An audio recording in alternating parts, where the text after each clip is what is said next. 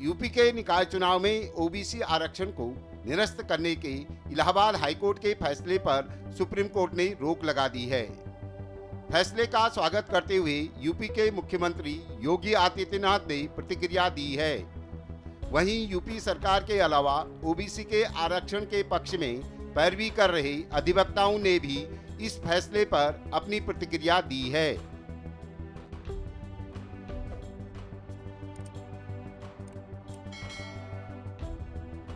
Supreme court में Samajwadi party के पिछड़ा वर्ग प्रकोष्ठ माननीय राष्ट्रीय अध्यक्ष श्री अखिलेश यादव जी के निर्देश पे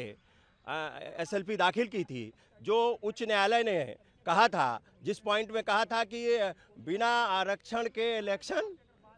करा लें, उस पॉइंट को स्टे किया है। उसी पॉइंट का हम लोगों को मांग भी थी, उसको स्टे होना चाहिए। सी पॉइंट को स्टे किया है हाई कोर्ट के उसको, और मैं सर्वोच्च न्यायालय ने पिछड़ों की जो संवैधानिक अधिकार मिला था, जिसको माननीय मुलायम सिंह यादव जी ने नगर पंचायतों में और नगर पालिकाओं में आरक्षण लागू करने का काम किया था, पंचायतों में भी आरक्षण लागू करने का काम किया था, उसकी लड़ाई माननीय अखिलेश यादव जी के नेतृत्व में लगातार लड़ी जा रही थी। और ये समाजवादी पार्टी और पिछड़ों की जीत है कि जो सरकार लगातार ढीला ढवाली करके और सही तथ्य न रख के जो जिस तरीके से माननीय न्यायालय को वहाँ गुमराह किया, जिसकी वजह से ये डिसीजन सर्वोच्च न्यायालय ने उस पर फैसला दिया है, उसको स्टे करने का काम किया। ये पिछड़ों की जीत है, समाजवादी पार्टी की जीत है जो लड़ाई लड़ रही थी, और ये एसएलपी दाखिल की थी समाजवादी पार्टी ने, और उसमें जो सी पॉइंट के लिए हम लोगों ने स्टे मांगा था उसको स्टे करने का काम किया है। इसलिए ये समाजवादी पार्टी की जीत है। और बीजेपी तो आरक्षण खत्म करना चाहती थी, बीजेपी तो जातिवार जनगणना भी नहीं करा रही।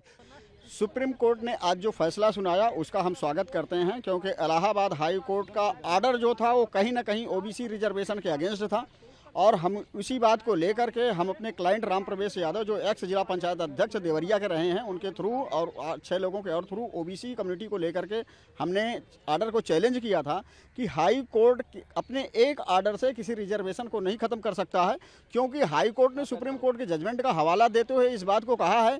कि ट्रिपल टेस्ट अगर नहीं समय से किया जाता है तो इलेक्शन जो है ओबीसी कम्युनिटी को